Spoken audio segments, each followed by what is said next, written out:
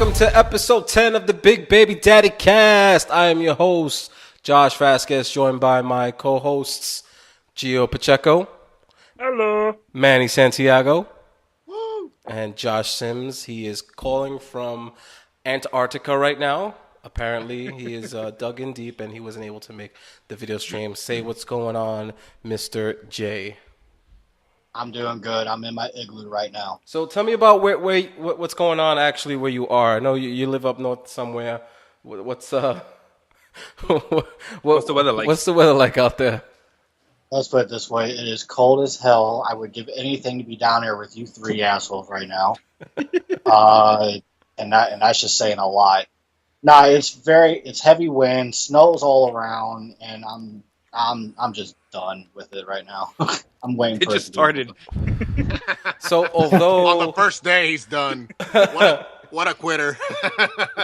Although it's been snowing since last night. Really? Damn. Yeah, it started about like 10 o'clock at night. How many inches you guys got now?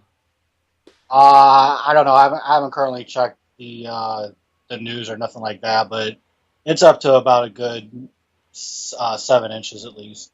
Damn. Wait. If not more. Wait, what? That's what she said. It's the obligatory dick joke. So most of us here, well, I think 50% of us are, 75% of us are from the Northeast. Originally, that's where you live now, so fucking deal with it. You and your damn snow. So we've have experience with that kind of weather. When are you getting out of there, dude? I mean, me and Gio made the skedaddle.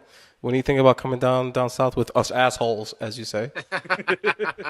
Probably not down south. I'm probably gonna, very very soon, at least by the 30th or so, that I'll be taking my ass back to Midwest. Nice. What part of the Midwest? There's a lot of America. Yeah. Back to Missouri, man. You know that. Oh yeah, I'm sorry, but the tens of thousands of people that listen to the show don't, because we're so popular. Missouri. What part of Missouri? This is where they make cheese? Going back to St. Louis, Anheuser-Busch, man. I need a beer so bad right now. Oh, that's where the beer is born? Yes, sir. Nice. It's kind of awkward talking to you like from when I can't see your face because, like, I don't know, growing up. So much. Yeah, no, well, that too, but growing up, we used to have the cord with the phone, right? So we used to get the cord that was like 30 feet long, for no reason. And then you used to get the phone and you used to walk around the house, walk around the kitchen. But you're on the telephone. You're not doing anything. You're just walking from room to room, looking up, looking down, scratching your head. And I have the urge. I'm talking to you, but I have the urge to get up and just walk around. I don't know why. But that's all well and good because we're all family here at the Big Baby Daddy Cast. Gio. See? Before I begin, we're going to go around the room. We're going to ask everybody how they're doing. It's a little new to the show. I figured I'd introduce this so everybody get their thoughts and feelings out so we can go into the serious topics we cover here on the Big Baby Daddy Cast. So around the room, Giovanni Pacheco, what's on your mind? What's going on? Where you been since the last time we saw you? Well, I've recently been to the moon. Really cold up there. Nah. Doing pretty well. Been a busy week at work. Been around the world. Nah, yeah. You can't blame the haters. La la la la. Yeah. Nah, but down with that mace. Yeah, I've been pretty busy. I said I'm down with that mace. Oh yeah. So yeah, that's about it, pretty much.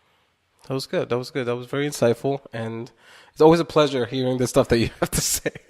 Always. You know what? I'm a type of person. I'm straight to the point. You are. I don't why turn corners. Don't mess around. You don't mess around. No. You don't mess around, man. That's why we've been friends all these years because I'm usually the only one who's talking. There's nobody to listen except for him. I say yeah. Right. Smile. Yeah. That's very important, just to make the person that's talking think you don't want to make you're engaged. You don't want to make the person feel like you're just not listening. It's going in one ear, going out the other. When you respond with those simple words like, yeah, wow, really? That makes a huge difference. He's a natural born rapper, man. Oh, yeah. And another one. Yeah. Speaking of rappers, our very own Manny Santiago. Come on, put down the beat for me. And I was like, I'll drop it. That's right. No, I don't drop it. It's been kind of interesting. It's been an interesting week. Very little sleep. Our baby got sick. Her first cold, so she got that trophy. Congratulations. And, it's an achievement. You've passed. Yeah. Oh my God. What does he win? And, Nothing. Dude, I won 4 days of between 3 to 4 hours of sleep each day. And isn't it funny when they get sick? It's usually us that loses more sleep than they do. and yeah, the entire time is babies are so sensitive to just about anything. So if she has a little something in her nose, she'll wake up, start crying, and here we come. We got to get up and kind of do our role and do our parent role. But I tell you, man, it happened so many times during the night that it's been a tough week. Like I was like the alarm would go off and I had to go into work and I wouldn't even hear it. Like I would automatically just turn it off and then it'd be like 7 o'clock and I'm like, oh my God, I'm up. It's that daddy What comatose, man. What happened? Don't you hate when you wake up like 5 minutes before your alarm is supposed to go off? Oh, there's no worse feeling in the world, man. And then you think 5 minutes, I can go to sleep, get good sleep, and wake up in under 5 minutes. You psych yourself out in your mind. You say to yourself, it never works. No, it never works because you end up waking I like can do this. I can do this. Come on, let's go. Woo. you end up waking like 45 minutes later, late to work. I tell you, I remember when the little one was going through her, I would say, semi-annual sickness, whatever it was, bronchitis or a cough, a fever, whatever. We always make it bigger than what it was. And I'm a real dude. You know what I'm saying? This is not all sunshine and fucking rainbows here.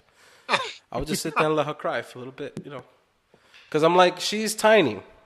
So there's only so much energy she has. There's so many hugs you could give her. There's so many hugs you could give her. Like, so I'm sitting there, I'm like, she's wailing, crying, whatever. And I'm like, the train's going to run out of steam at some point. It's got to. But it doesn't. It doesn't. You watch the clock. You're like, all right, I'm going to give her a solid 5 minutes. She's wailing, and you're sitting there, you're watching it. All right, it's getting louder. Okay, the tears, there's the snot starting to come out. Okay. And you're looking at your watch, like, oh, she's gotta give. And you always end up giving in before they do. You always end up grabbing them. Okay, everything's going to be fine. Blah, blah. But, like, for 5 minutes could feel like an eternity when your child is sitting there suffering, But I used to sit there and watch it. I'd be like, this car's going to run out of gas at some point, and it doesn't. That's kind of how I feel whenever we're trying to get them to sleep. Because kids don't sleep the same way we do. Like, we go to sleep, we got to at least get 1 or 2 hours in order to be somewhat functional. But they have like a 5-minute nap, and they're poof. They're ready to go. Man. They're ready to go. They're like, I'm good. I slept 4.5 minutes, and I'm good to go. Where's the party? You're sitting there like, all right, you got to eat, right? Okay. I wish I could feel that refresh after 5-minute nap. At our age, bro, they're not called naps. They're called sleeps.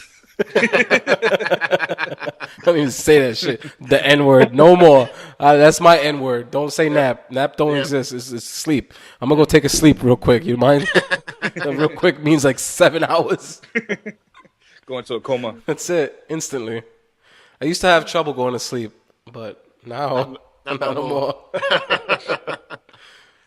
All right. So, it's good that we're able to, come in here and then talk about, life and stuff that we're going through and just get it out the way.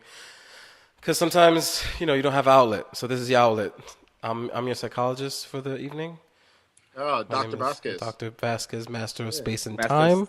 Yeah. There you go. Okay. Is that on your degree as well? Did they stamp that in there? I had to pay extra for it. I did. But it was worth every penny. You had to give up your last name, but Master of Time and Space is an adequate replacement. I mean, the judge nearly laughed me out of the courtroom that day. Speaking of fun and laughs, I mean, episode 10. This is the 10th episode. 1, 2, 3, 4, 5, 6, 7, 8, 9, 10. I do it every day. I count with my daughter. You skipped a couple numbers. Counting Forgot to count. Forgot to count. counting is hard, Gio. Counting is hard. But I mean, if you've been with us since the beginning, you can tell that from episode 1 to now, it's been vastly different. The tone and the way this information comes out is so. I was listening to a couple of the first episodes the other day, and I wanted to stab myself in the face with a spoon, just to hear my voice and to hear like all the uncertainty and the nervousness. Like, how do you guys feel 10 episodes in? I'll start with you, Manny. How do you feel 10 episodes in from? I mean, you came on I think episode 3 or 4. How do you feel now? Yeah, Then. Yeah, I wasn't an original like you guys. You know, I wasn't there at the birth of the Big Baby Daddy cast. That was a Josh and Geo thing. The original Josh, Dark Josh, not White Josh, Dark Josh. That's like Dark Link and regular Link. Yeah, it's another skin. That's DLC, man. That's paid content. Oh yeah, yeah. I feel a lot better. Honestly, it's a lot easier to kind of express yourself, especially now with the fact that we're doing the video. Something about doing the video cast makes it feel like it's more of a conversation. Like I'm talking to you face to face. We're having fun, and I can see your reaction. I can see where you're telling me. We no longer have to text it. Like, Manny, shut the hell up.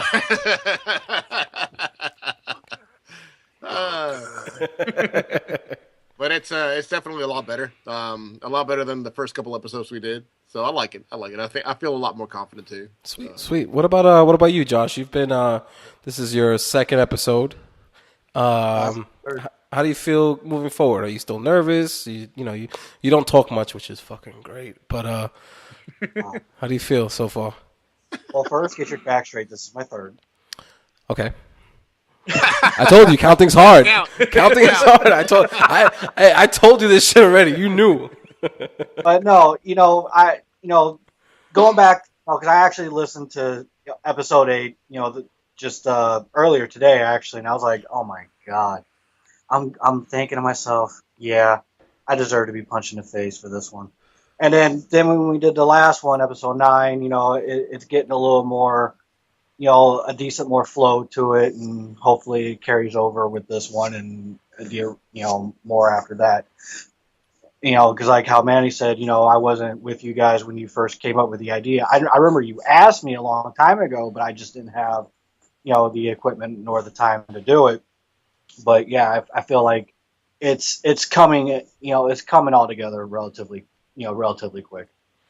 Yeah, and I think that I subscribe to a lot of different sites on the internet as far as video game sites and sites for school, whatever. And I always like to look at the stuff they did when they first started. And some of that stuff, I tell you, is from what they are now to what they came from. They all started, real like just choppy audio, and the video was shitty.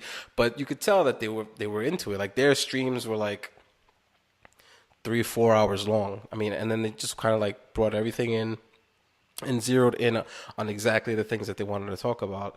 So I'm glad that we're stumbling. We're making our name for ourselves, but I think this is necessary. They always say, well, there's a saying in the government that you got to eat shit to get where you need to be. And I mean, as far as eating shit is concerned, this is pretty tasty. As I've eaten a lot of shit in my day, but as far as shit goes, this is all right. It has kind of like a little like an orangey zest to it. When you. That same may or may not be from a government employee. Fucking hate my job. Gio, my man, One and only. the dude that's been with me since day one. It's been a long ride. Well, not a long ride, but long enough. It's been a 10 on to this point. We started last November. For those of you who don't know, if you're just joining us now, we are the Big Baby Daddy Cast, a part of thegamermind.com. And we started last November. And it hasn't been that long to think about it. It hasn't been, I mean, in I guess, the grand scheme of things. So tell me how, I mean, I'm pretty sure you went back and listened to a couple of shows for back in the day. Tell me how it was when we first started. What were your thought processes? And what are your thought process now, and maybe outlook on the future of what we got going on? When we first talked about this, I remember one time I was talking to you and you were like, "Yeah, I'm listening to a podcast." I'm like, "What the hell's a podcast? Like, who the hell listens to that shit? Serious?" I'm like, "You're becoming very nerdy. I don't know if you're my best friend anymore." But then you know what? As we started talking about, doing the website and then doing this, and then actually starting it, it's amazing to see how far we've come. It may not be a long time, but we've definitely came a long way. As far as each and every one of us, every week, we're kind of evolving and feeling ourselves a little bit more. Although I might not say much a lot of times, 95% of the times, but I'm just it takes me a little bit to warm up. Maybe 45 minutes of the podcast to warm Right. up. And then Like at right the when end- you're ready to go is when you start getting warmed up, right? yeah, That's like maybe we should do like a 2-hour episode and then just cut out the first 45 minutes and then we'll start from there. you're like the A-Rod of fucking podcasts. Like when we need you, the show's over.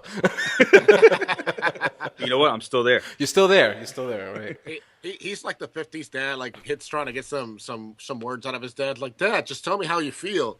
And Gio just like stares him dead in the face, like punches his kid. That's how I feel. That's how I feel. I may or may not have done that. That's that's life in a nutshell.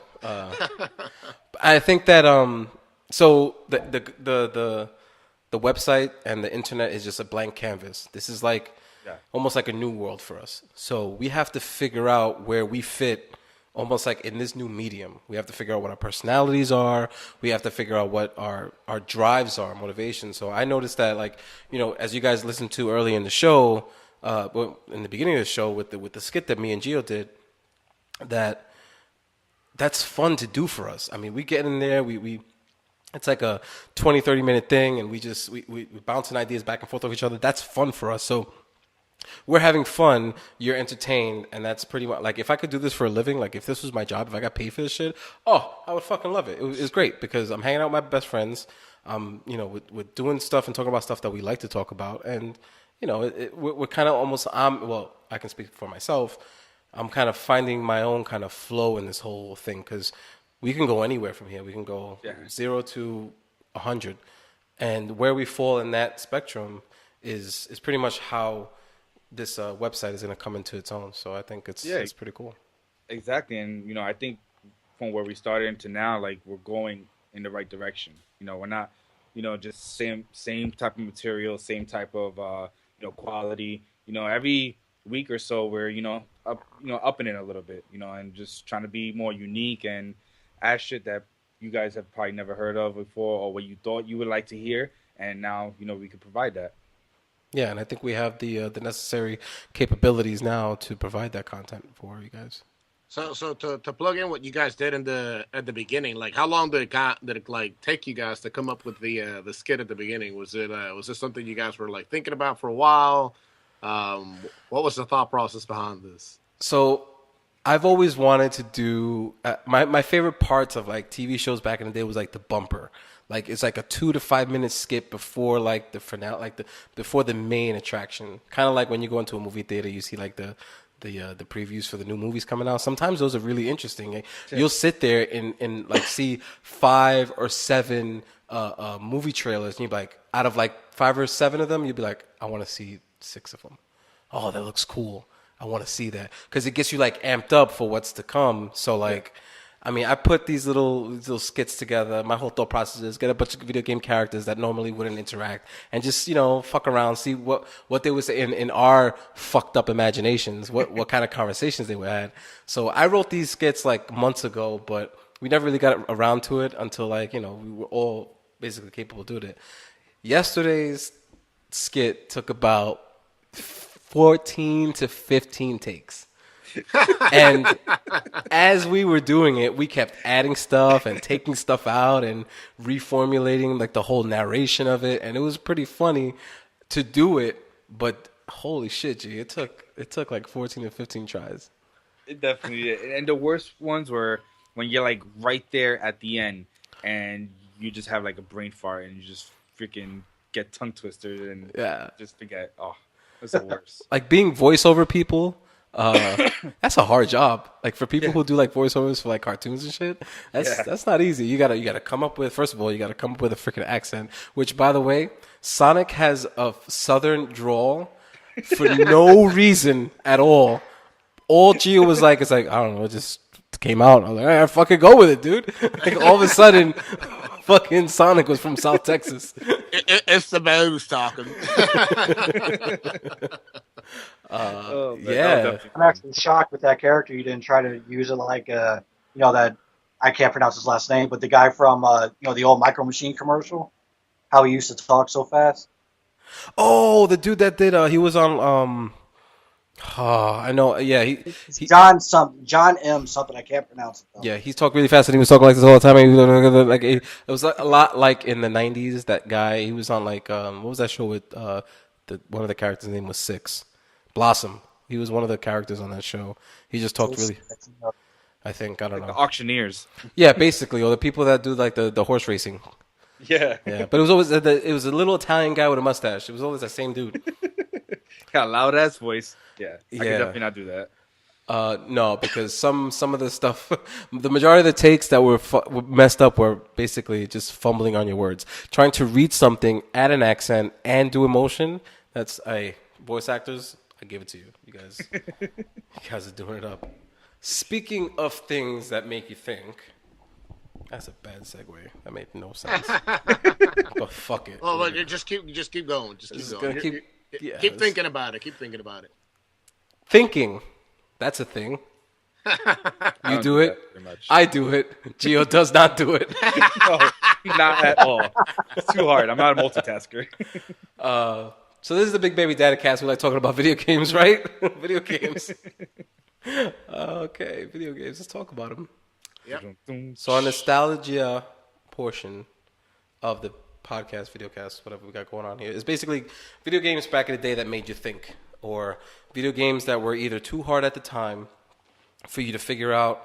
I know it happened to me a couple dozen times, to the point where either you just gave up on it completely, or you kind of like sat with it, stuck it out, 6 or 7 tries in, you did it, it made you sweat, but you solved the problem. And basically that reward, that kind of like, that moment is kind of like what kept you going back, because like that's a good feeling, like to figure out a problem that you didn't see before, or to get past an area that was just like mind-boggling to you. Like you just keep slamming your head up against the wall until you're like, oh, let me do this. So my question to you guys, I'll start with you, Manny, is think of a game from your childhood that just like you remember so vividly of a specific part of the game or a specific puzzle that you just, no matter how many times you banged your head up against the wall, it took you a long time to progress in that game. I got the perfect game for that, and it's called Perfect Weapon for PS1. I don't know if you guys ever played it, but it was like a beat 'em up. And yeah, there goes Google. Yep, I have to look this up because I've never heard of that game. I'm looking it up right now. You said PS1? Yeah, PS1 game, Perfect Weapon. Yeah, and it was yeah, there is a movie like that with that name, but I don't think they're related. I don't know. But I played that game when I was a kid, and I played through the entire game, and then you get to the last boss, and you just hit him and hit him and hit him.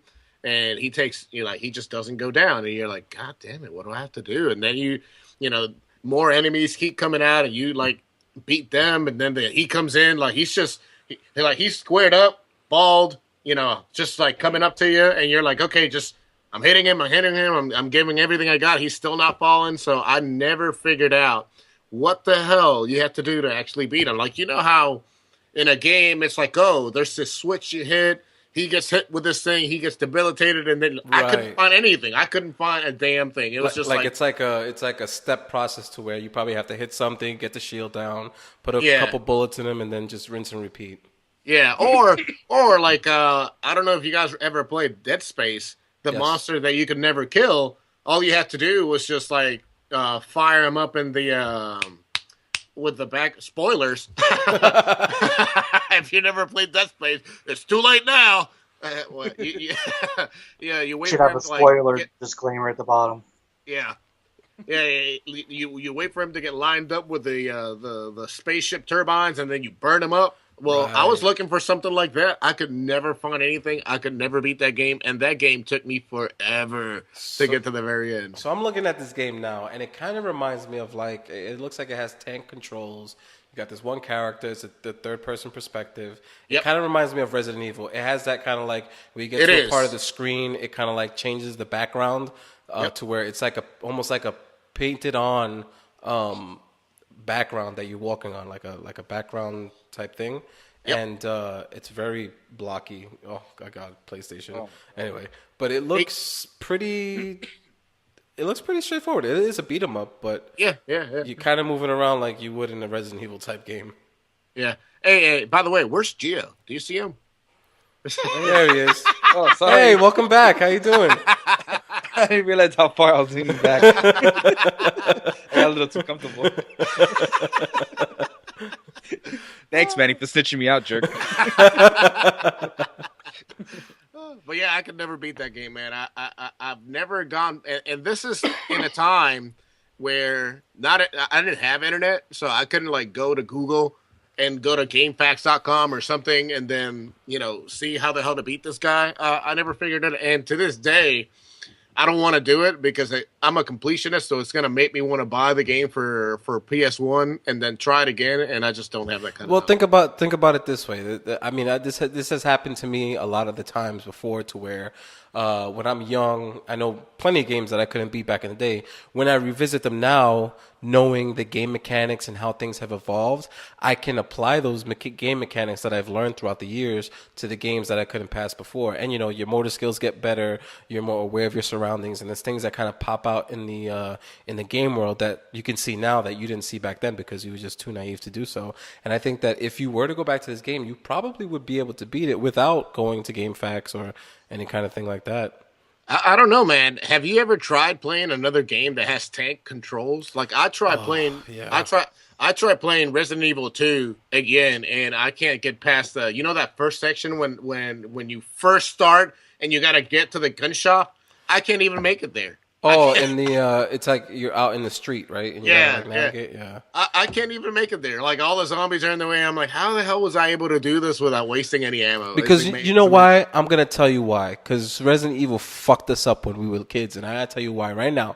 Because Resident Evil was an adventure game posing as an action game. You gotta fucking pull levers. You gotta look in the environment for switches and Gotta think. statues. You gotta think. You gotta find.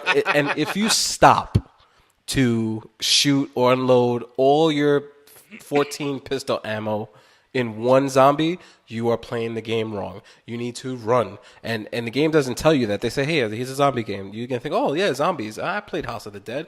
I played all these games. You just got to shoot a bunch of zombies and go. No. You got to find the right color, and then you got to look at a map, and then the map says, oh, this is missing. Something goes here, and you got to find it somewhere else. It's a fucking adventure game. That game is not an action game. It never was until Resident Evil 4. Yep, yep. And in real life, if you shoot a zombie in the head, you automatically die. In the game, you gotta shoot him like 18 times in the fucking head in order for him to die. Yeah, like real life zombies. Like I was just up the street the other day, and I saw a zombie, and I shot just like you said, real life zombies. Zombies don't exist. Okay, moving on. Geo. Who said that? Matter of fact, Geo, you talk too much. I'm gonna go to Josh. Josh, what's one of those games for you? What are the games that you from back in the day just vividly remember? The only one that really comes to my mind, and it just always pissed me off because back in the regular Nintendo days, because they didn't have that save option except for like the sports games. Right. But there was this one game. It was early '90s. It was called Journey to Silas. It was set like 2030 or 2130 or something like that.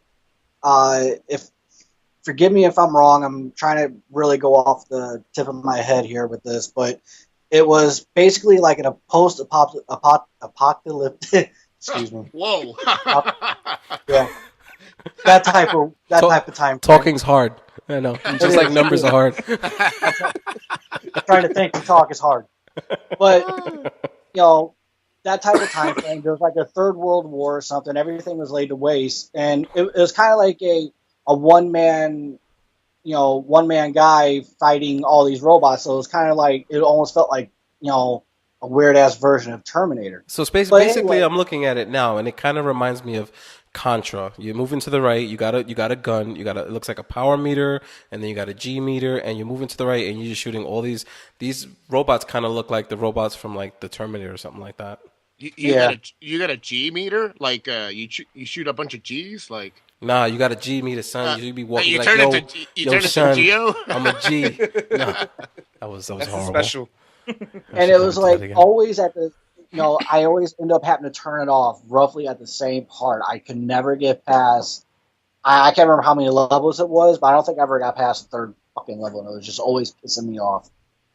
Yeah, those type of games, they made you into fucking tigers, man. It's like the games nowadays, they basically hold your hand in every single level you go in. It's like you can literally, like, that's kind of the appeal of like some of the harder games like Dark Souls 2, Bloodborne. Those games, they show no mercy like the games from back in the day. I don't know if there's any quality control to the games back in the day because games like Mega Man, obviously you can beat them, but a 6-year-old Josh couldn't beat Mega Man because it's like that game is fucking hard. Now probably if you stick to your guns and you make it a mission to beat the game, you probably can do it. But those games, man, they showed no mercy. Like it was like you either beat it or you didn't. That was it. Either you got on the platform or you missed. And you missed.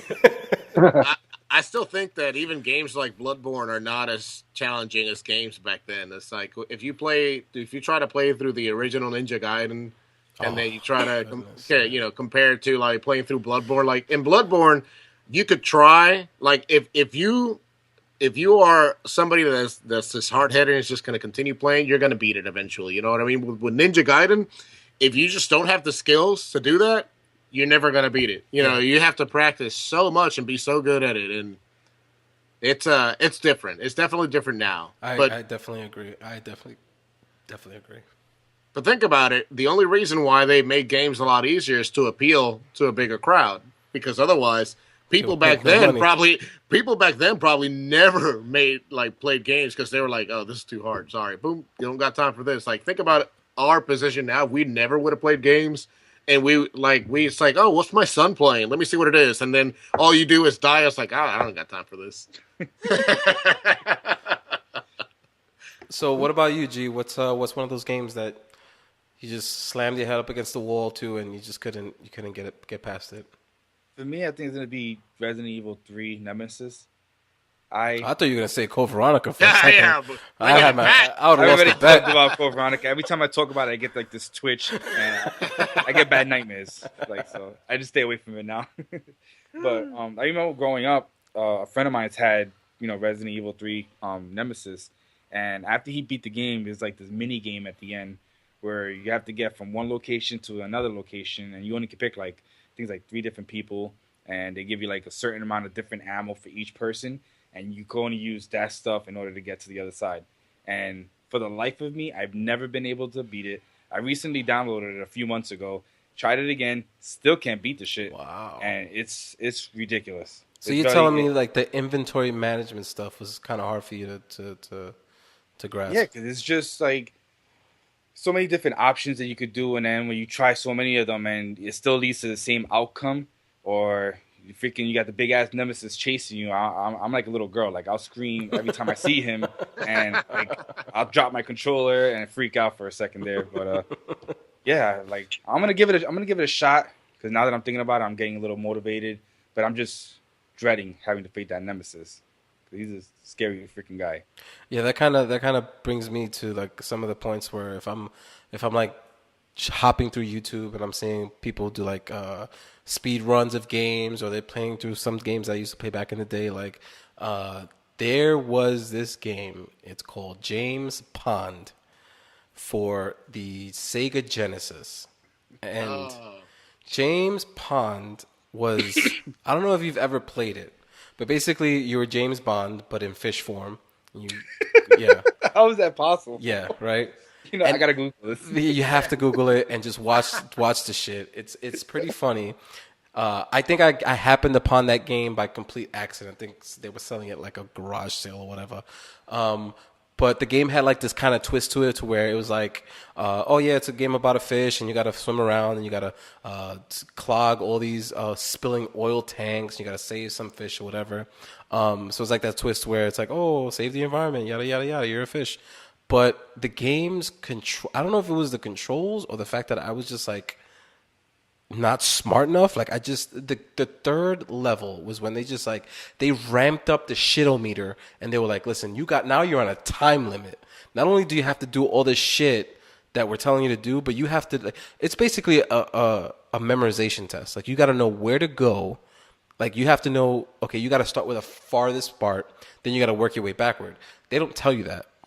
They just say, okay, you got 60 seconds, go. And it's like, okay, well, you're going to get all this stuff here. You're going to do whatever. I think you blew bubbles at your enemies to kill them, or like something like bubble type shit. So you would do like the first part, and then you would be like lost because you memorized the first part so well. So you just hung out in that first part. You knew where to get everybody else in that first part. But then as soon as you got that last person, or that you did that last thing in that first part, now everything after that was a complete mystery.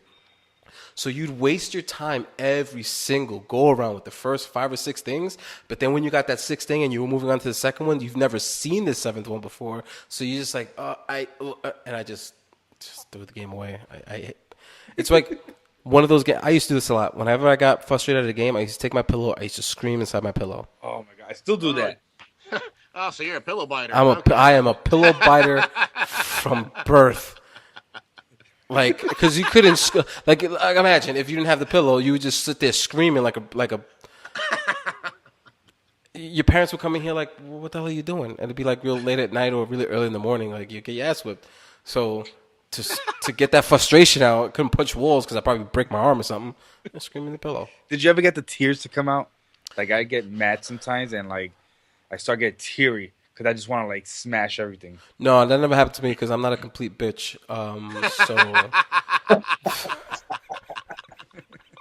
Oh, God, I got something in my eye. Get that checked. Maybe it's one of your fucking eyebrow hairs.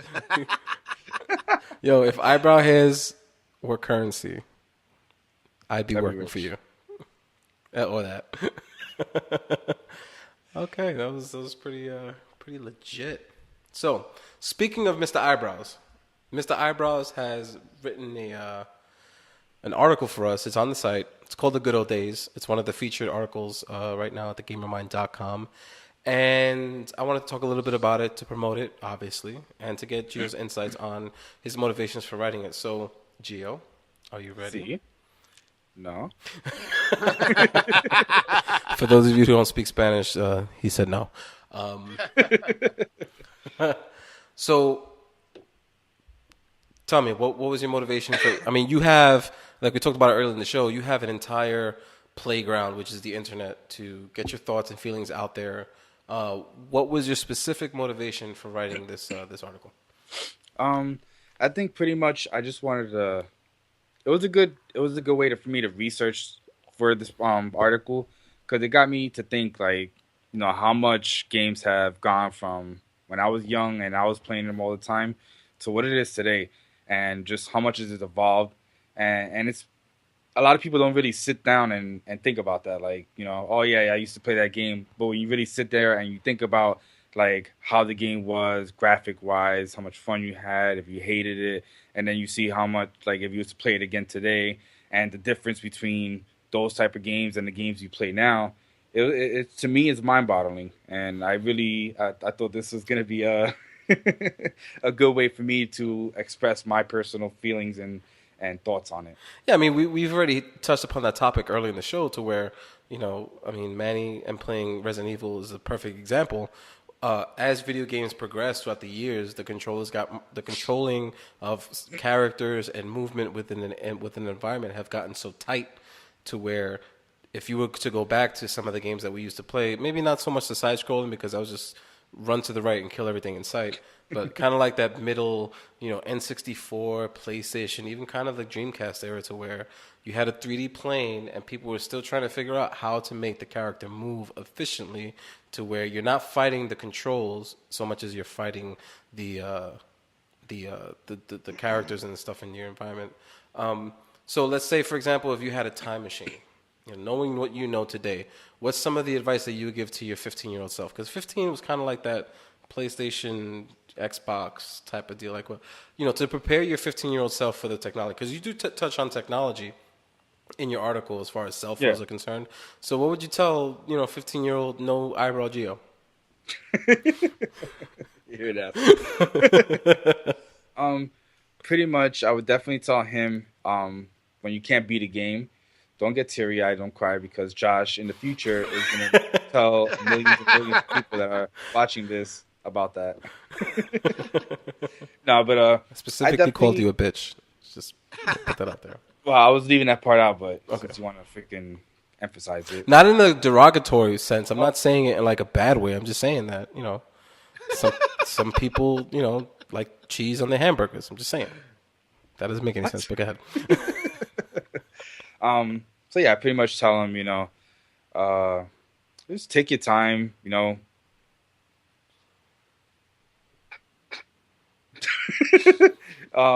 sorry about that. Freeze.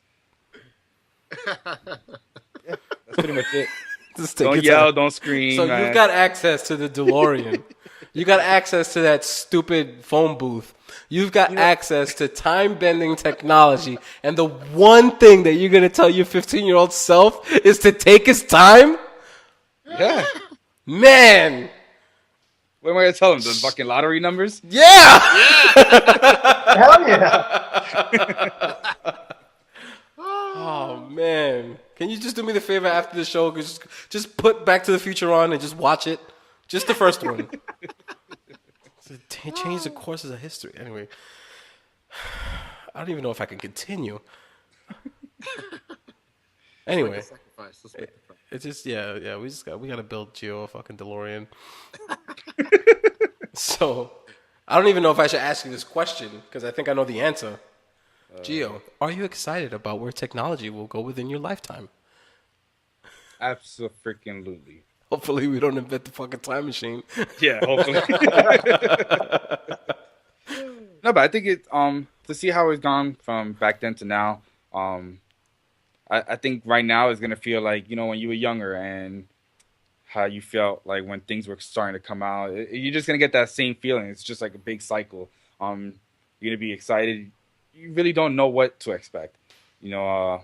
A lot of people coming up with so many different things and going into different fields. Robots and trying to freaking clone this and shit like that. Like to me, it's crazy to think that people actually could sit there and try to figure out how to do these things. And eventually, who knows where the hell is this shit gonna go? It's really a mystery. So you mentioned in your article, you mentioned something about like having a beeper for the first time, or you mentioned that you like towards like the tail end of the beeper technology, so to speak, that you got your very first beeper. Mm-hmm. So that jump from the beeper to the cell phone, how did you feel? Because I know I had a beeper. I'm pretty sure everybody else in this show had a beeper. So you got your beeper. You were able to get like little text messages. The star 124 or whatever. The 99. 143. I love you. 143. I love yous. Yeah. Asshole backwards. Asshole backwards. Boobs. You could text somebody boobs for no reason. But just using numbers. So what's with the beeper and to the jump to the cell phone? I'm pretty sure that was striking. To have your own mobile phone, that was something that was big for us. I mean, there's people that probably listen to the show that never have to deal with. I haven't had to think about that, but for us, we were there.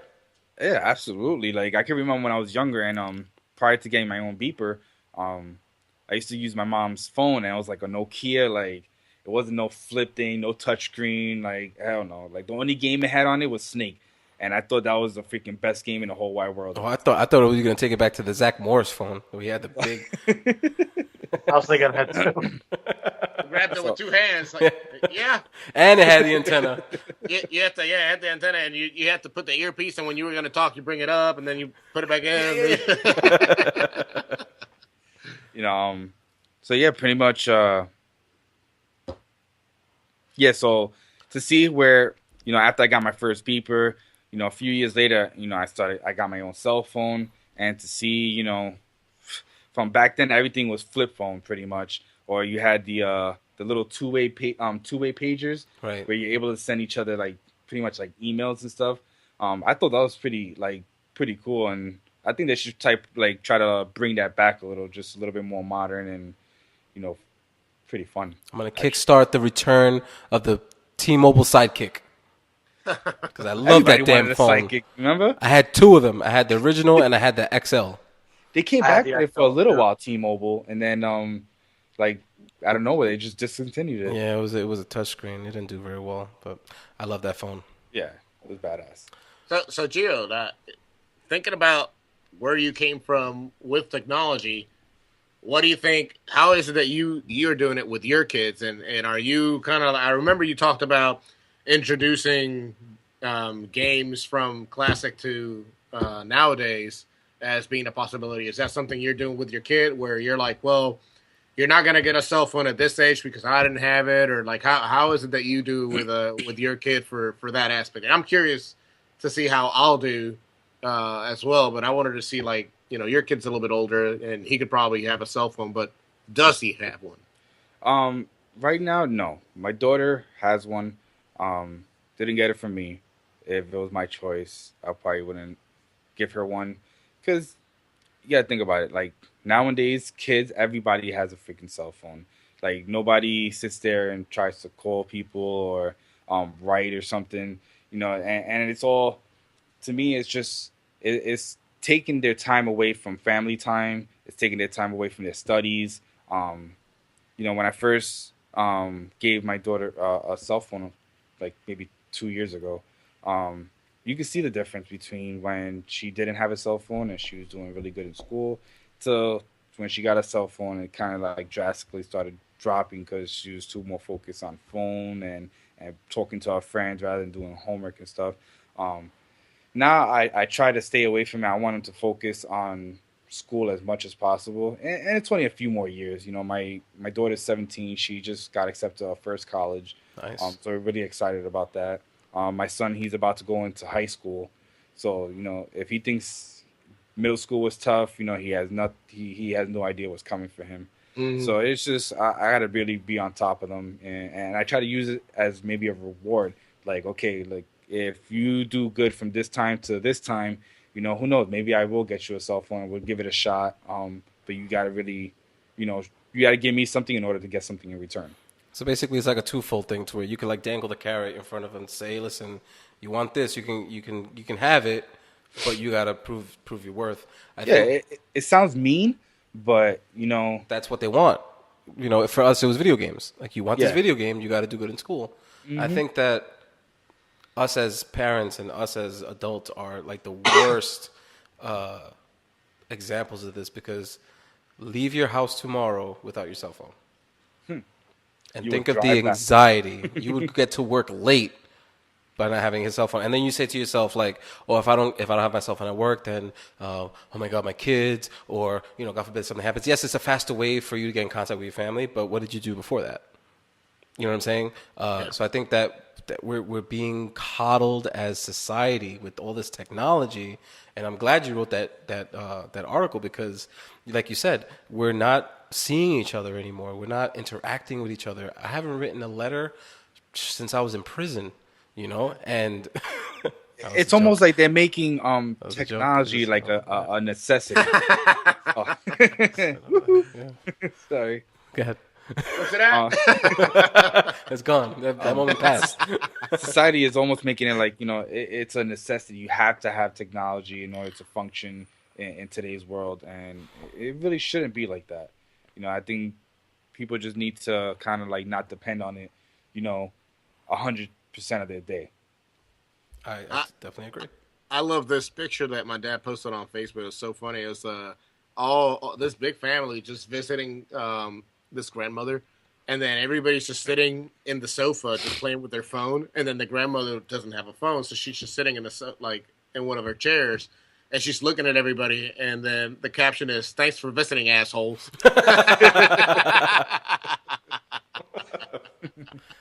But that's very true. It's sometimes like I just wish that like an EMP would like just detonate and then everybody's shit would just like fry up and then we would be forced to not have to worry about our cell phones. But you know, I don't want that to happen.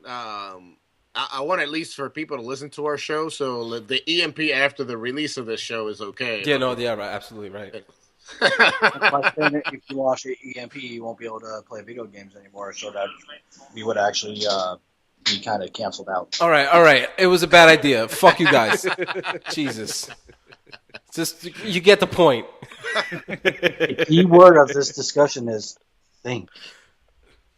It's hard to think. It's hard to count. It's hard to speak. Everything's hard. Where's my cell phone? Speaking of things being hard. Whoa. Wait. Oh, man. Jesus. Yeah, I know it. You set yourself up. I did. Didn't see it coming. Oh. But that's good word practice for me. So I can say instead of hard, I can say difficult. Speaking of things being difficult, life is difficult. Life is stressful. Things are stressful. Things stress you out. Leaving your house without your cell phone. Leaving, having to discipline your children. Things that cause stress. Stress in the world. It just, everything is so bad and we're just stressed out. So what do? Some of us drink. Some of us do drugs. And some of us play video games. May or may not. May or may not. Do any of the above. And you might do all three at the same time. Who knows? I don't know your life. I don't know. Hey, if that floats your boat. Judge. If you want to do some meth and fucking play some, Call of Duty, don't do it. I don't advise you to do that. But if that's your life, it's your sandbox. Not gonna last long. So it brings us to our next topic, which is the main topic: gaming as a stressor and gaming as stress relief. Manny, you seem to be pretty insightful on the way video games make you feel on almost like a psychological level, to where I believe that you would probably be either swayed in either direction, because you play some shitty ass games that stress me out.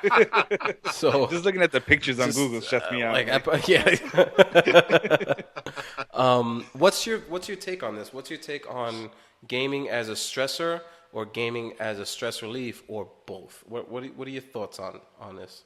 I believe that games can do both, and it's almost to stress or not to stress is the question. Basically. Because you can decide to play a game, a game you like playing and you like enjoying to relieve stress, or you are going to play a game just to finish it and you don't like it, which is what I do. I do that plenty of times, actually. And it's just going to add to the stress. So, to me, games that do that for me, multiplayer, if I play a game, and obviously I'm not the greatest first-person shooter player. I'm not very good at aiming, so that's why I always used to noob tube. I always used to camp. I always used to use claymores. I was that guy that everybody hated. You was that guy when I was on my kill streak, about to get the fucking helicopter, and I run over your mine. You're sitting there in the corner like, I don't know, I can't shoot. I was going to throw 6 mines because that's all I put my perks in. Yep, that's right. I put my perks in Call of Duty Modern Warfare 2. I put it on explosives, and I put them to be able to carry more mines and to pick up. Basically, what you're telling me is like I played you before. So basically, what you're telling me is like the situation is where it's like, okay, the kids are at the sitters. You got somebody to watch the kids for the night. You go out for a fun evening with your significant other, because that's what you're going to. You got your mind set on. This is going to be a stress relief. We're going to go see a movie. We're going to go out to dinner. We're going to have a couple drinks. Yada yada yada yada. Right? Mm-hmm. Yep. But between the time it takes her to get ready, which is about an hour and 85 minutes or more, now the stress starts, right? So your intent was to go out and have a fun evening and to detox. However, in doing so, you're actually giving yourself some stress that probably wouldn't have been there had you stayed home with the kids to begin with. So basically what you're telling me is it's like, okay, you're always, your intention to play a game is to detox. Yeah. You never go into a video game knowing or expecting to be stressed. You're not going to say, oh, I'm going to put this game on just to be stressed out. Your intent is to have a good time, and your intent is to de-stress yourself. But a game can actually cause you more stress, even if it's a game that you are familiar with, even if it's not a new game, even if it's a game that you have play all the time and you have fond memories of. Josh, do you have any insight as to like what's your take on this topic? Like what like tell me.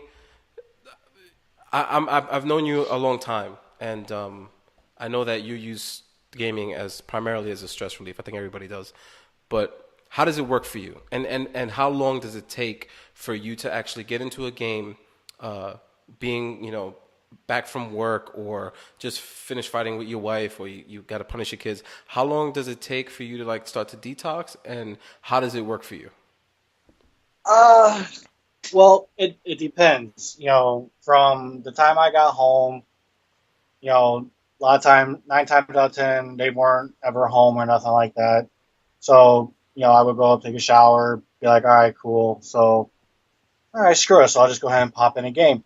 Now, depending on what type of day I had, if I had a bad day at work, followed by, assholes that don't know how to drive, I would just pop in like GTA because, I mean, shit, where else, but a video game where you can run people off the road and yank them out of the car and beat the shit out of them or shoot them in the head and not go to Not jail get a for life it. sentence. Yeah, and you do that for a while. And then you'd be like, okay, cool. So I'm kind of relaxed now too, and everything like that. Now, if I had just a okay, kind of a okay day at work, and not a horrible drive home, pop in like Call of Duty or something, and just blow the hell out of people that way. So I find that And very interesting. I find it interesting because you're telling me depending on the mood that you're in, basically dictates the type of game you play. yeah, That's what you're saying? Okay. yeah. I mean, yeah. Granted, there'll definitely be more games. Like if there's a new game out, I'll pick that up and I'll play that until I beat it. And then after I beat it, I'll just go back to the other games. But yeah, a good portion of the time I just stick to like GTA, Call of Duty, and Halo every now and then as well. Games you actually like, and that's I think that's very key to the stress relief. Playing something you like is uh is pivotal. Yeah. Gee, That's so let's say you're playing a game and your overall intent is to detox from your day. Let's say you had a really shitty day. So I'm guessing that you come home, you sit down, and by God, the graces of God, you actually have an hour to yourself to sit down and play. So you sit down, you go into your library of games, and you're looking at, okay, what should I play? I mean, a lot of the motivations for gaming obviously is, okay, which one of my friends are on at the time? Should I play a single player game? Should I play a multiplayer game? But let's just say nobody else is on, and you have direct control of the game that you're playing right now. Okay, so now you start to play the game and you start to lose, or you're just not on your game. You had such a shitty day that you can't even focus on your motor skills, and the story's not catching you, and the game is just not working. So, at what point do you say, "All right, this is not working. I came in to get my stress relieved, and now this game is causing me even more stress. I'm starting to sweat. I got that butt sweat because that butt sweat only happens when you going 6 and 13. You know, at what point do you just turn it off? Honestly, like what I'll do is I like to play a lot of multiplayer games, but if I'm already having a shitty day and I'm not doing too good in multiplayer because I can't fucking stand playing with other people that do the stupidest shit and cause you to die, I'll try to play a Camper. campaign. No, I'm definitely not a camper. Sometimes Thank if you. I'm getting my ass kicked. Thank you. But I'll go ahead and play campaign. That way I don't have to depend on nobody. I go on my own flow. Um, but if that's not working for me, that's it. I gotta shut it off. Like I'll go take a sleep time, not a nap, sleep time. um, or I'll go outside, go freaking walk around. So Try. basically, do you use video games as a kind of like a last resort to like maybe not take away the stress, but maybe to dampen it just a little bit? Because I can imagine that if your day, if Manny, maybe you can answer this. If you got a shitty day where you've went high and to the right to like 6 people that day, then you get home, the wife is not home, the kids whatever, everybody's missing. Then you get to the game, and the game starts to stress you out. So you had a stressful day. You're sitting down with the game. You're stressed out to the game. What's next? What's after that? See, if the game's not making it for me, I'll try to pick uh, something to watch because it's such a passive activity to watch something on TV. Like sometimes I get home and it's been a tough day, and playing a game for me will become like such a chore, and I know it's not going to relieve any stress. So because the games that I'm playing at that time are just tough, and I know it's like I want to play this game, but I'm not in my right mind to play this game right now. So I'll just throw on Netflix, and it's just a lot easier to watch something. Or if Alba's not home and she's taking care of the baby, and there's no daddy duties.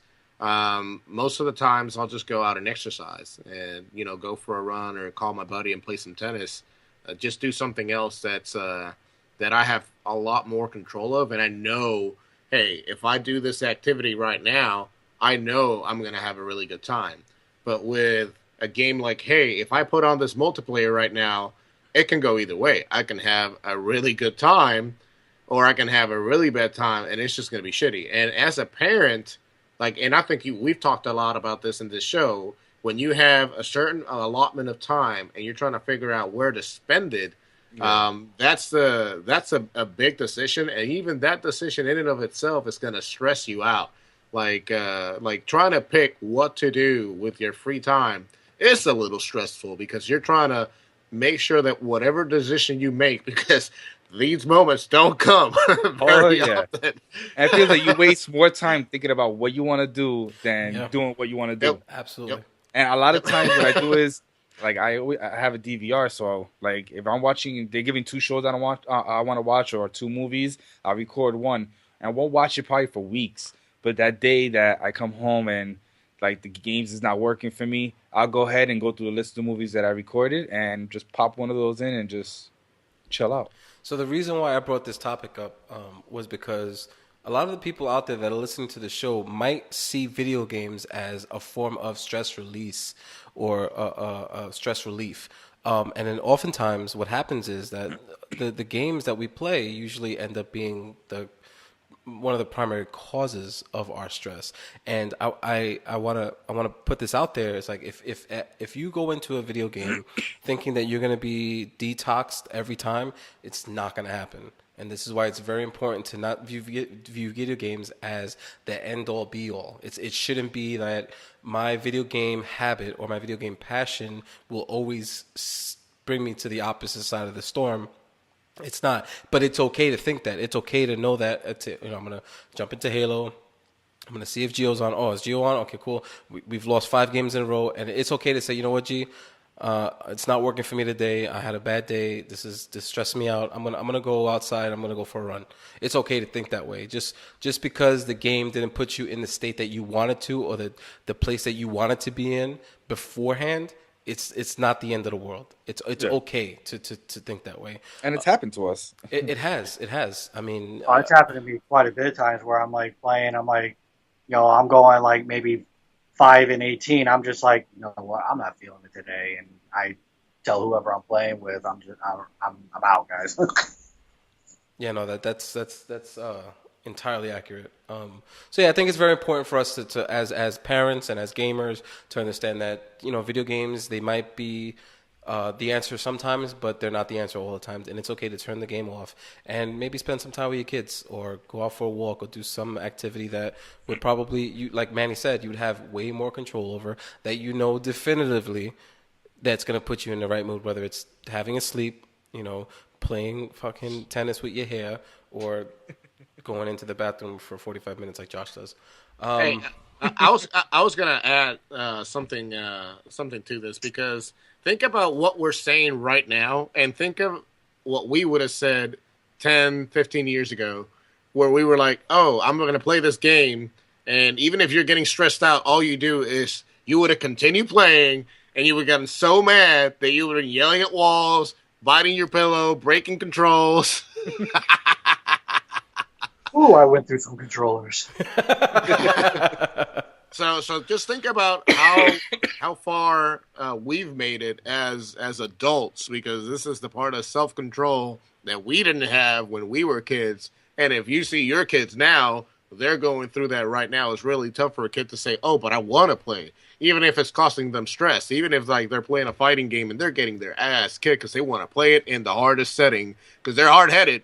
If it's me and I'm getting my ass beat, I was like, "Oh, easy," and then I kick that other character's ass as many times as I can, and then I put it that back on feels hard. so good. Just knock everything down to easy, bro.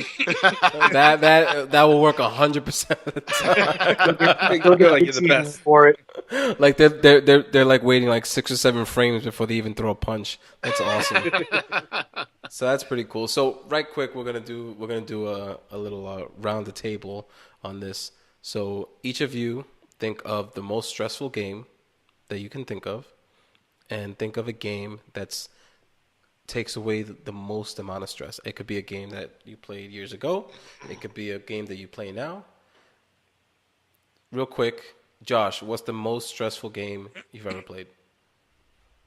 I would have to say, in actuality, I would have to say, really, like Call of Duty games, because you have your ups and your downs. You get it. If you have a group of me, say you, me, and G play, and we get like 3 others from our old crew. A lot of times we were unstoppable. But if it's just like me and you, and we get a whole bunch of random people, you're about ready to throw the controller through the TV. Right, right. So I mean, call it the shooting games. It's about even because like I said, you have your good days and you have your bad days. Now, if I really just want to relax and not really want to get more stressed out playing a damn game, get my ass kicked, I don't know. I'll go like maybe like a racing game or like Forza or maybe even like WWE. Yeah, something neutral. That makes Yeah. sense. So you got first person shooters as the most stressful, the ones that cause the most stress, and then on the other side of the spectrum, you have games like almost like recreational, maybe sports types game, like a racing game or like a wrestling game. That Yeah. makes perfect sense. What about you, G? The most stressful game and the games that bring you the least amount of stress or actually take away some stress. I'll probably have to say Twisted Metal. Nice. Twisted Metal, man, used to really irk me because it felt Yeah. like I could hit him with so many different shit, and it's like the life goes down little, little, little at a time. But when they hit me, forget about it. It's like freaking the end of the world. I just fucking got hit with a nuke. Like, Plus, and like those games were like basically, like we talked about it before. If you passed the person and you missed, you had to go all the way around, and they were probably following you and still kicking your ass. yeah, somehow turn around so much faster than you did. So, I think I know the answer to this question. I would say for you, the games that cause the most least amount of stress, Pokemon. Really? Am I wrong? I'm wrong. No. Oh, No, it's actually a fun game. Like, I ain't gonna lie, it is. hey, video Son games. plays it, I pass it on to him and forget about it. Like, he's always telling me, Passion. "Oh, look what Pokemon I got." I'm like, "Oh man, I remember when I used to have him." Like, yeah, it is a fun game. I laugh, but I play games like Nino Kuni and Final Fantasy, so whatever. I think games like Pokemon are that type of game where you can actually put yourself and there's other things to do than the one track mind of point your gun and shoot. Point your gun and shoot, you're dealing with another person whose one track mind is point and gun and shoot. Yeah. So now you're dealing with a Pokemon game to where, okay, if you lose a battle, that's fine. You can do something else. You can go into the grass and try to catch another. There's other activities that you can do that are not centered just around this one premise of, because if you were in a battle after battle after battle after battle, that would get tiring real quick. But it's a world. You get to walk around and catch something, to speak to people. I get it. People, Yeah, that's pretty cool. Manny, what's the most stressful game you've ever played? Oh man, any fighting game. Starting for me, the ones that I broke a couple controllers were that WWE Raw for PS1. I used to get so mad when stuff wasn't working in that game. Right. And that game is Oh, just yeah. that game is just so. If you look at it now, it's so bad. Like when they punch with their hands open. And Oh yeah. like, When they hit back, they're Like like that bitch smacking people. they look like marionettes, you know. yeah, and that game when stuff wasn't working, it was just not working. So fighting games for me have always been very bad because especially games now, if when I play a fighting game and I'm beating the arcade mode, I put it in easy because the game just makes it harder as you keep going through the other characters. And by the time you are at that last boss, the game is actually in like hard mode because the last boss is always going to be hard. And like Gio said, you hit him and it's like half the damage, and he hits you and it's like exploded your face. So that used to just make me so mad. Exploded your face. That's a good one. You have to put that on a T-shirt. And that stuff just got to me so much that I was, because the game's not being fair at that point. The game is giving themselves a handicap, and you could have been landing all these combos, and the game's just giving themselves an additional handicap just to make itself harder. So basically, you're saying that the first like 2 or 3 or 4 fights are all easy, but then it ramps it up based on the ladder that you're climbing. So by the time you get to the boss, it's already. Could you imagine if you started on hard, then it'll be like super ultra mega hard? I've tried it, and I lost the Viagra? controller because of that. Oh yeah, yeah, definitely. Oh, sorry, I'm a Cialis guy. This is Viagra's not my jam. For any erection lasting more than 6 hours, please contact your physician for help. Yeah, Doctor Vasquez, Master of Time and Space, is gonna take care of it. You know yourself for that one. Boom. I'm a dick doctor. I think you mean a urologist is the correct term. Okay, it's the WebMD over here. But the games that are stress relievers for me are adventure games, or just games that don't involve any killing or anything at all. Like an adventure game like Monkey Island or Broken Age or Journey. Even Journey was a great game I love to play just to forget. You know what I mean? Just to I'm playing this to just have fun. See, I'm the exact opposite. I have to strongly disagree. I think growing up, the games that caused me the most stress were the adventure games, the point and click adventure games, to be more specific, on the PC. Because what the fuck do I do, and what the fuck do I do, and where the fuck do I go? Yeah, what do I do, and where do I go? Like, what do I have to click on? Coming from the dick doctor. Coming from the dick doctor. It's like, all right, Urologist. you know what I hated? It's like those games where you had 60% of the screen was the game. You could walk back and forth on the plane, whatever. And then on the bottom, like 40%, you had a list of commands. Pick this up, pick that up, take this here, put this, that, combine this with that. Fuck you. Input that into the game. I'm sorry. I have bad memories with those games. I think, and then on the opposite end of the spectrum, I think the games that I find the least stressful are platforming games. Any kind of game that's a platformer where you got to just move one direction, you could string combos together, you could jump on things, you can just keep moving right and progress through the level. I think those are the least stressful because, shit, you got one sprite and you got one direction, go, you know? Mm-hmm. That's pretty cool. I'm glad to see people's different insights on gaming as a stressor and a stress relief, and I think we made good breakthroughs today. Congratulations, guys. Yay. And that brings us to our news portion of the Big Baby Daddy Cast. I will hand the mic over to Mr. Manny Santiago. All right. Manny Hair Santiago. There you go. Yeah, one of the news I was real interested in because I think Josh is gonna appreciate it. The other Josh, not the original Josh. It's that Fallout 4 has a mod where you play as Darth Vader, and there's this cool video where you just kind of, for anybody who's played Fallout 4, that's a game that's set in the future. It's got laser guns. It pretty much has everything except a lightsaber and then Darth Vader. And somebody said, "Look, we got lasers. We got all these futuristic weapons that look like Star Wars. Let's just put Darth Vader in there." And it's probably one of the best skins that I've ever seen for the armor that you wear. So it's pretty cool. The cape looked a little buggy, but it worked. And it was kind of neat to see whenever they go into VATS mode and he just wails at him with the lightsaber, wham, and then the heads chop off. It's like an instant cut. I thought that was pretty sweet. I don't know if It's just so jarring to see him in that environment because it kind of looks like he's out of place. It's kind of like the first time when you get to the institute, like when you get to that actual portion of the game. Spoilers. Everything in that area is so sanitized and clean, and there's a stark contrast for most of the game. Is basically a barren wasteland, or not barren, but it's pretty deserted, as aside from the enemies. And then to see Darth Vader just running around with a freaking lightsaber looks pretty cool. I mean, seriously OP'd, but whatever. I think it's pretty cool. Yeah, I don't play Fallout, but I think I might have to for that one. Well, if you do, get it on PC because that's the only way you're gonna play as Darth Vader in Fallout. That Fallout is PC is the system to go to. That is the way to play that game. Yes. So Gio, I heard you told me that there was going to be a Halo tournament. Tell me more about this. What's going on? Who told you what?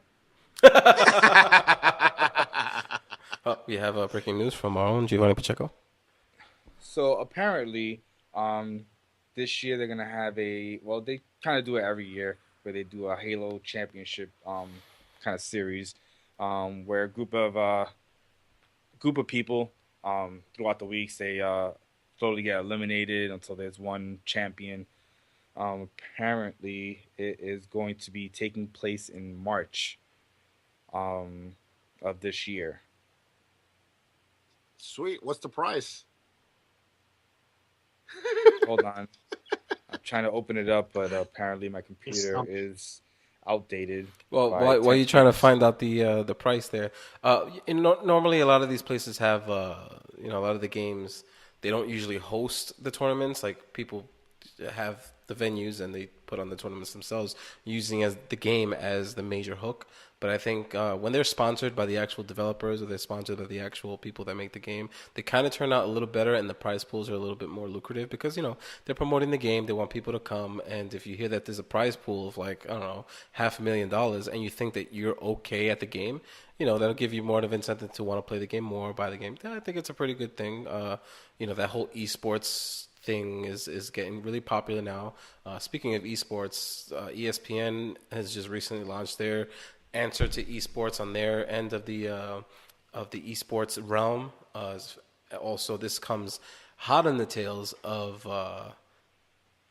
I think Activision bought out. Oh no, EA. It was Activision. Activision. Yeah, Activision bought out MLG, which is MLG's been around for years. So they bought all their assets, they bought all their equipment to stream games and to the commentators and all that. So basically what Activision is trying to do is trying to be the home for esports. And then just as soon as they announced the buyout for MLG, ESPN comes up and says, hey, esports is our thing.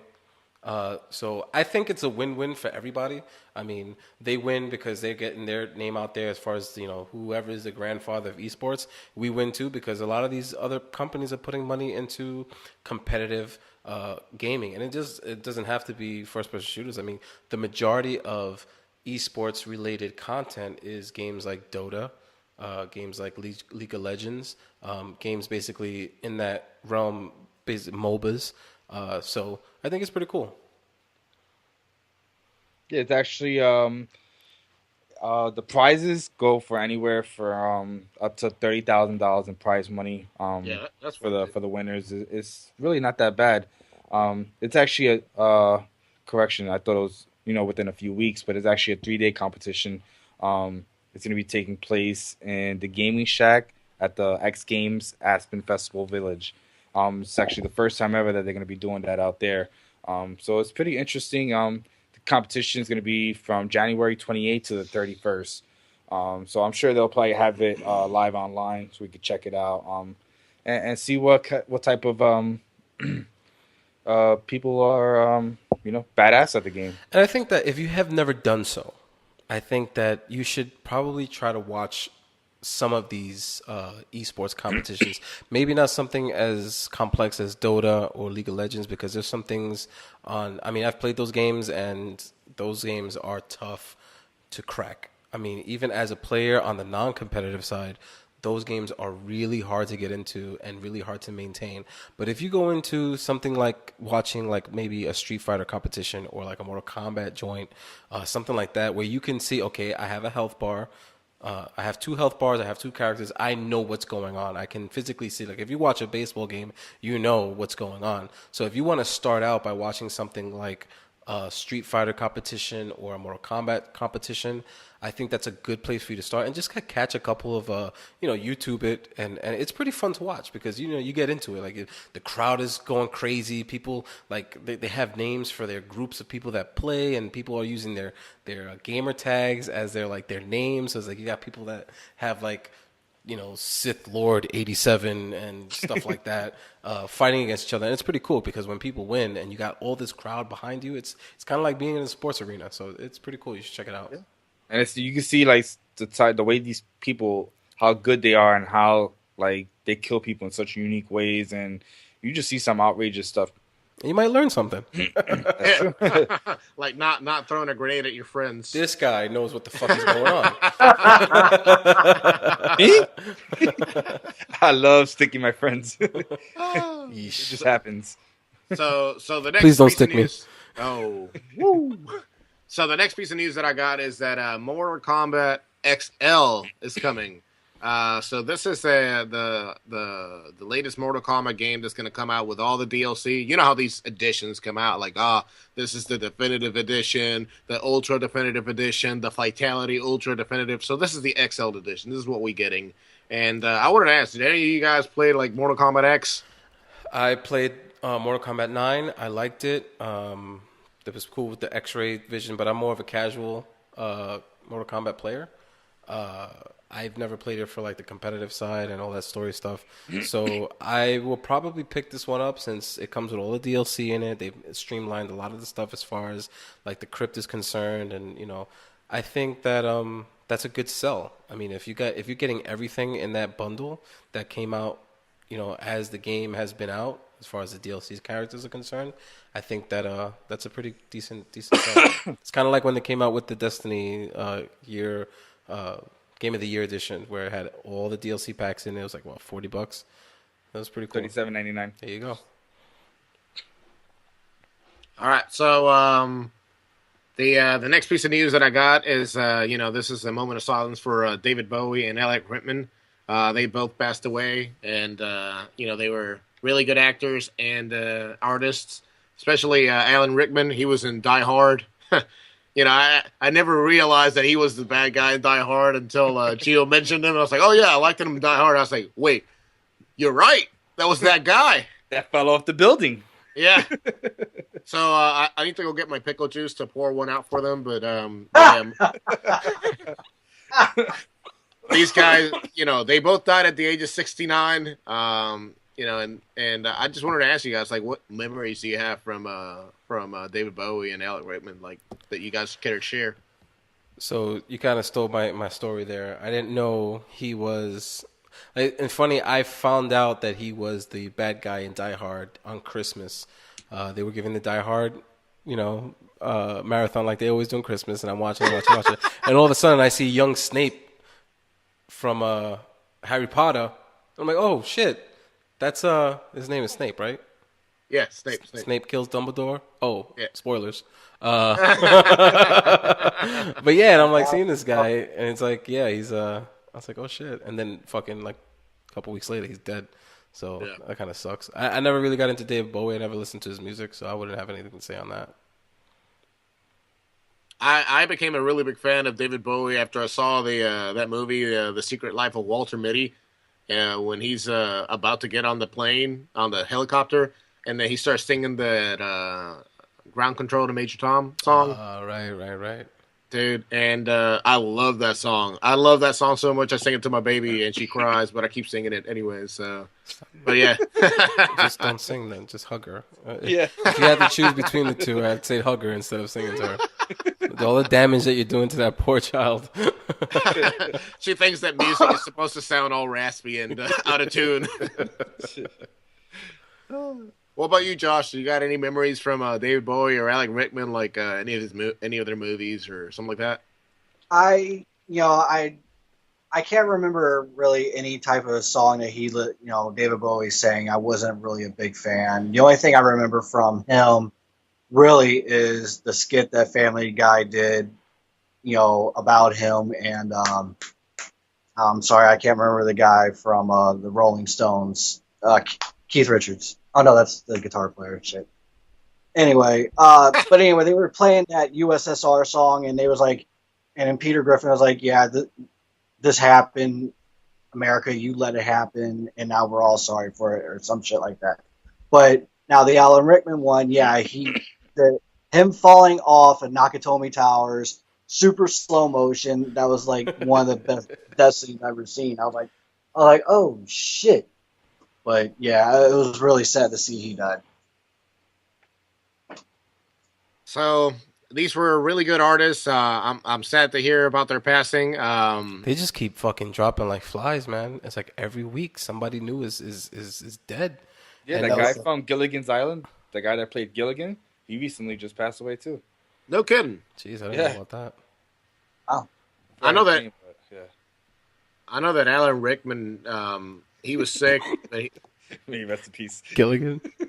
Gilligan, yeah. It's like when I met the guy at the airport, Paulie.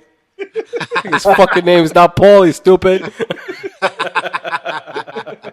Well, that's what I know him as. Hey, Gilligan! As he shows up to the funeral. Oh yeah, I knew Gilligan. I know him very well. I mean, that guy over there, laying down.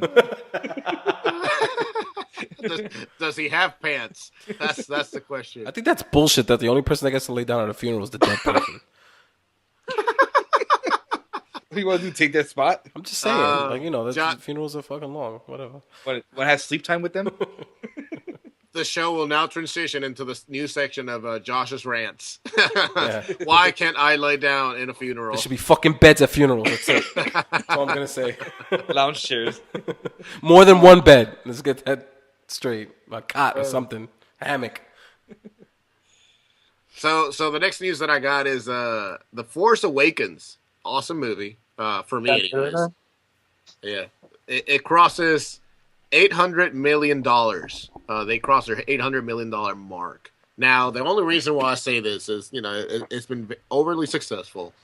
How do you think this movie being so successful is going to impact gaming? Do you think we're going to start seeing more content about The Force Awakens in games? Do you think that, one day Telltale is going to say, oh, we're going to do a Star Wars games too? Or LucasArts is going to finally do another game. God, I love LucasArts games. But you think they're going to bring it back, or they're going to do something? Where do you think this is going? I got a feeling that with the success of the movie, yeah, I do have that feeling that's going to kind of revitalize the games. Will they go to a God?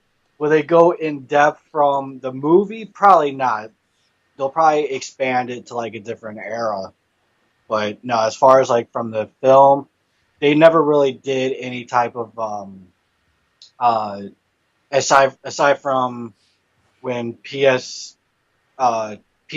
with Episode 3 came out. That was pretty much the only Star Wars based game they had since for the regular Nintendo. When after many years of when Star Wars Episode 6 was released, but yeah, with Episode 7, I don't foresee them actually going on a console game with that. They'll probably pick up like in a different area, something like that.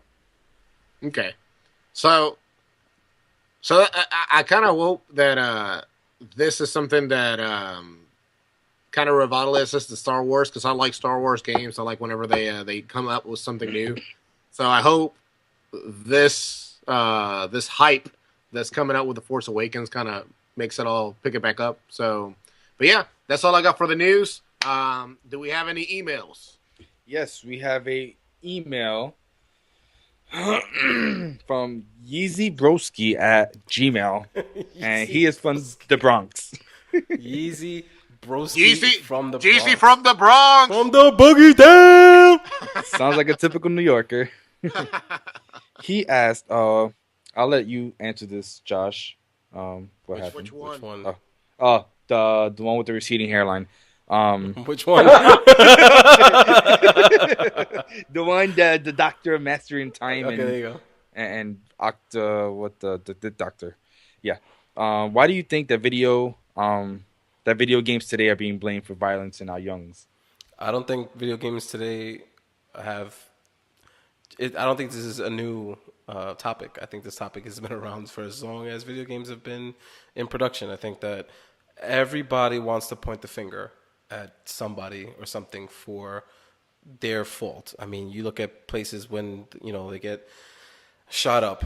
Do you blame the gun laws or do you blame the person behind the gun? I mean, do you blame the person that committed the crime or do you blame the parents for their upbringing or do you blame other things? I think when violence happens, I think choosing video games as the primary source of why something happened is totally wrong. I think that there are plenty of studies out there, and I think there's plenty of people and doctors and lawyers and things like that have already said, hey, listen, stop using video games as a scapegoat.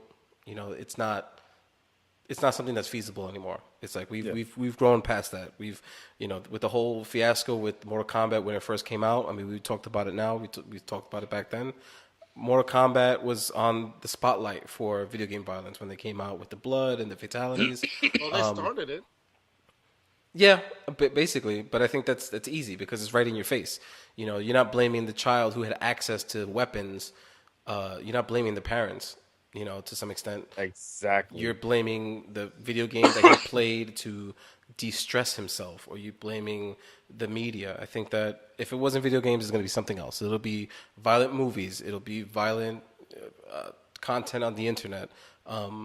So to say that the violence in today's children are caused by violent video games, maybe, but maybe not. I think everything has to be looked at in a more broader spectrum than just generalize violent video games. I think that if you're a shitty parent and you have a shitty kid, they're going to do shitty things. Well, a way to actually kind of eliminate that? Parents, stop buying your kids mature rated games.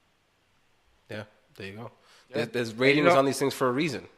Yeah, Exactly, and I think a lot of parents definitely have a lot to do with the blame, because if you let your kid out at 3:30 in the morning doing God knows what with his friends, like, what do you expect your child to do? Like, or if you let him freaking get weapons or order weapons online or just doing stupid shit, if you don't show no any discipline or you don't show them the right way of making choices, life choices, then they're just gonna be doing whatever the hell they want to do. Does video games, I think, contribute to it?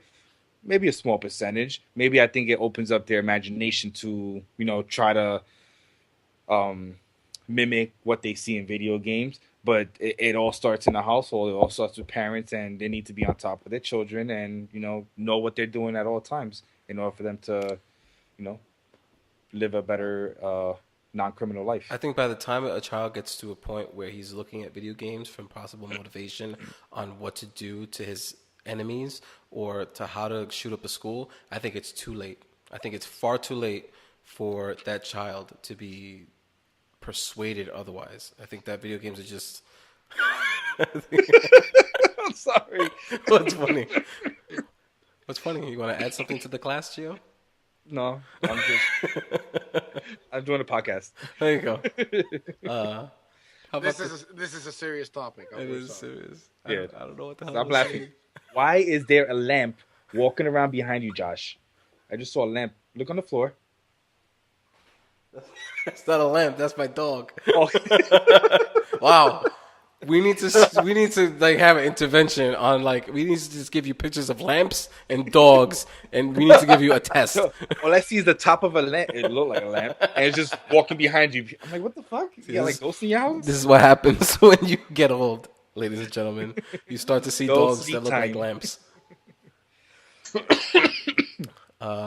Yeah, so that's my piece.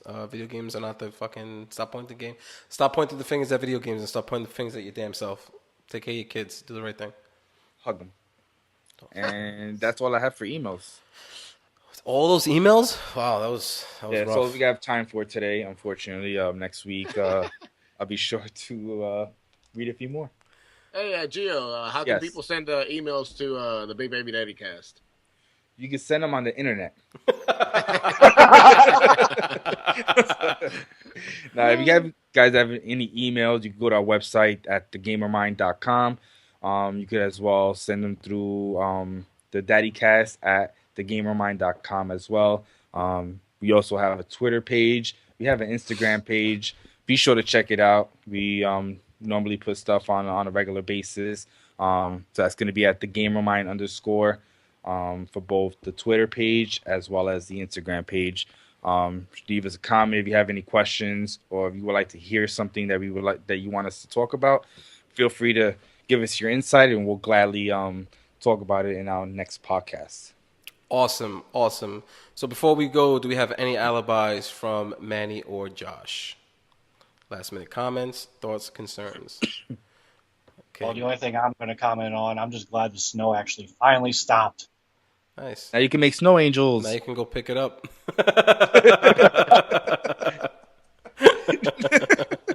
That way in the morning you can snow again, and you did all of that for nothing. Oh, on that note, we are the Big Baby Daddy Cast from thegamermind.com. This has been episode 10 of the Big Baby Daddy Cast. 1-0. We are going strong. Up on the site in the next coming days will be the video portion of this podcast, the actual podcast, and the video portion of that little skit that you heard earlier with Mr. Mario and Mr. Sonic. So I hope you are excited for that. We're going to be doing a lot more Twitch live streaming in the coming weeks. I know it's kind of tapered off, and things have gotten a little crazy with the holidays and things moving around a lot, but we're going to get back to that. We're going to Manny's got a lot of ideas that we're bouncing off each other. We're going to put all this stuff up on the site for you. Again, the website is www.